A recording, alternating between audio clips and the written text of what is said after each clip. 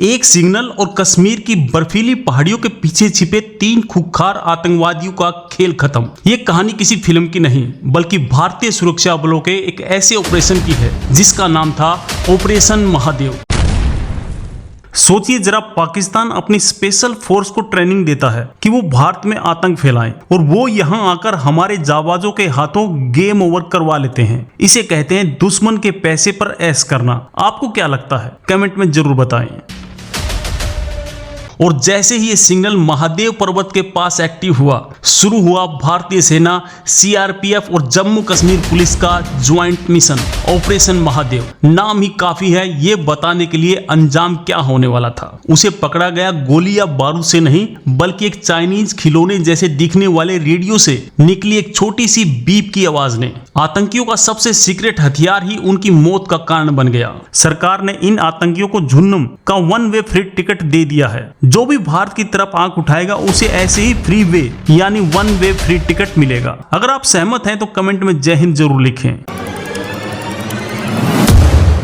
लेकिन यह ऑपरेशन शुरू कैसे हुआ? किसी मुखबिर की खबर से नहीं बल्कि एक ऐसी गलती से जो आतंकवादियों को लगा कि वो कभी नहीं कर सकते। एक ऐसी भूल जिसने उनकी कब्र खोद दी। इस रेडियो को लश्कर तैयबा अपना ब्रह्मास्त्र समझता था। इनक्रिप्टेड मैसेज भेजने वाला ये डिवाइस, जिसे WYSMS भी कहते हैं, आतंकियों के लिए सबसे सुरक्षित मानी जाती है। ये मूसा इतना खतरनाक था कि बारामूला के बूटा पथरी हमले में भी इसका हाथ था। उस हमले में हमने सेना के 2 वीर जवान और 2 पोर्टर को खो दिया। हर गुनाह का अब हिसाब हो रहा है। और हैरानी की बात यह है कि इस हमले में मूसा के जो साथी थे, जुनेद भट्ट और अरबाज मीर, उन्हें भी सुरक्षा बलों ने 2024 में ही अलग अलग मुठभेड़ में ढेर कर दिया था। मतलब पूरी की पूरी टीम का ही सफाया। हाशिम मूसा यही नाम था उस पाकिस्तानी स्पेशल फोर्स के कमांडो का। ये वही शख्स था जिसने अक्टूबर 2024 में गांदरबल में 6 बेगुनाह लोगों और एक डॉक्टर की जान ली थी। तो सवाल यह है कि इतना शातिर और ट्रेंड आतंकी जो पाकिस्तानी फौज से ट्रेनिंग ले चुका हो, वो भारतीय एजेंसियों के जाल में कैसे फंसा? कहानी में ट्विस्ट अभी बाकी है।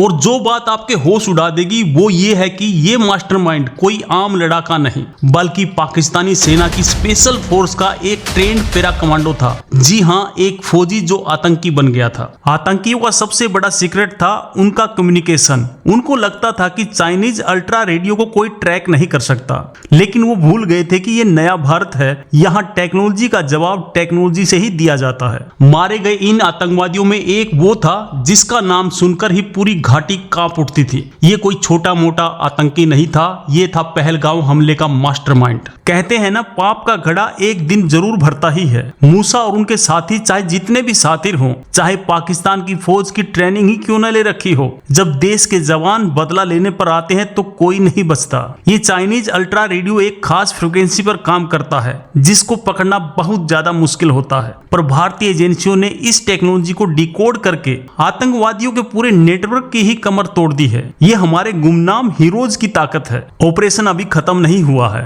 सुरक्षा बलों को शक है कि शायद एक और आतंकी कहीं छिपा हो सकता है। महादेव की पहाड़ियों में अभी भी तलाश जारी है, रहस्य बना हुआ है। जब एक सैनिक वर्दी पहनता है तो वो देश के लिए जीता है और देश के लिए ही मरता है। ऑपरेशन महादेव सिर्फ एक मिलिट्री ऑपरेशन नहीं बल्कि 140 करोड़ भारतीयों के भरोसे और हमारे जवानों की वीरता की कहानी है। इस कामयाबी के पीछे उन शहीदों का बलिदान भी है जिन्हें हमने मूसा जैसे आतंकियों के हमलों में खोया है। ये ऑपरेशन उन वीर जवानों को एक सच्ची श्रद्धांजलि है। क्या आप जानते कि मारे गए आतंकवादियों के पास से जो हथियार मिले वो अमेरिका और चीन में बने हाईटेक वेपन थे? ये दिखाता कि पाकिस्तान किस तरह दूसरे देशों के हथियारों से भारत में आतंक फैला रहा है। आतंकवादियों को लगा कि वो इस रेडियो से बात करके किसी को भी धोखा दे सकते हैं, पर उनको ये नहीं पता था कि हमारे सुरक्षा बल महीनों से इसी सिग्नल के एक्टिव होने का इंतजार कर रहे थे। जाल बिछा हुआ था, बस शिकारी के आने का इंतजार था। ये ऑपरेशन हमें याद दिलाता कि जब हम अपने घरों में चैन की नींद सो रहे होते हैं तब -डिग्री के तापमान में हमारे जवान देश के दुश्मनों को ढूंढ ढूंढ कर खत्म कर रहे होते हैं।